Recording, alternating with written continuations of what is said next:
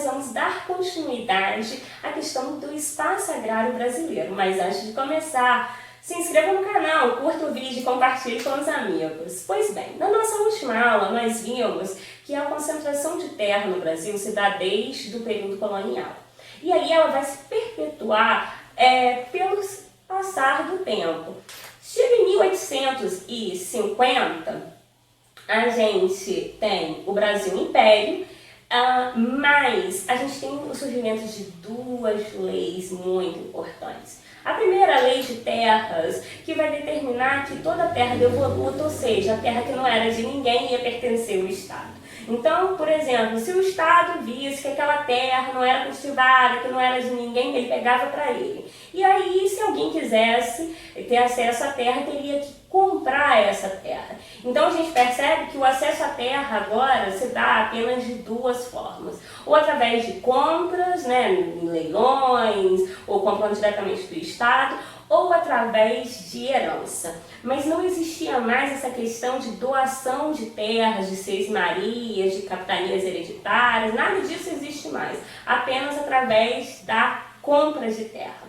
Pois bem, a outra lei é a Lei Eusébio de Queiroz, que proíbe o tráfico de escravos. Nesse momento, a Inglaterra queria mercado consumidor, estava passando pela sua segunda revolução industrial e precisava de mercado consumidor. E escravo não tinha salário, consequentemente ele não tinha como comprar esses produtos ingleses. Então a Inglaterra vai impor o fim do tráfico de escravos através de uma justificativa humanitária.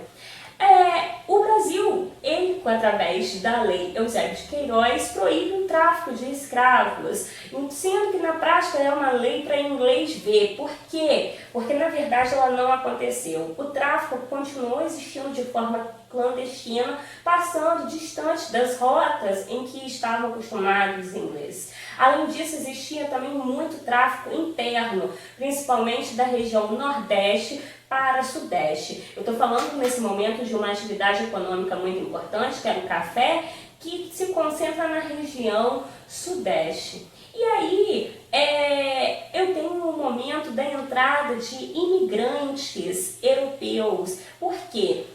Nesse momento, vai existir uma política de branqueamento por parte de alguns teóricos e políticos da época, e aí essa política era voltada pelo seguinte pensamento: preciso branquear a população para que gere o desenvolvimento. O atraso, o retrocesso brasileiro está agregado justamente à mistura, à miscigenação.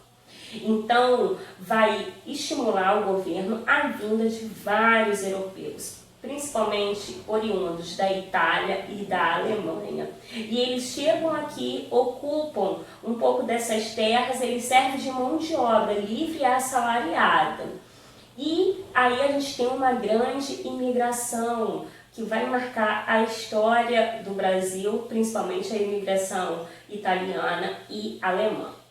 No Brasil República, a gente permanece com essa questão de concentração de terras. Vai ser na década de 60 que a gente tem um governo de João Goulart, que ele vai começar a pensar em fazer reformas de base no Brasil, ou seja, reformas na estrutura, e vai pensar nessa questão da reforma agrária, que era justamente pegar as terras que não eram produtivas e fazer uma nova redistribuição, uma organização dessas terras, dar essas terras para quem quer produzir e não tem terra.